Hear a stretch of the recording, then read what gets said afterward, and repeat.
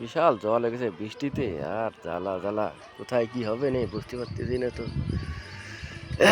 কিছুই বোঝা যাচ্ছে না। জল অনেক হয়ে গেছে বৃষ্টিতে।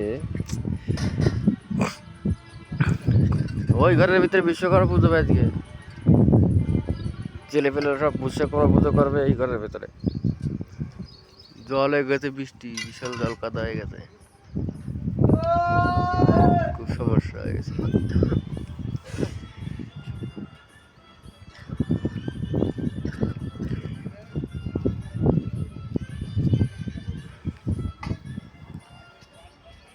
তাড়াতাড়ি হয় পুজোর ব্যবস্থা কর। আরে না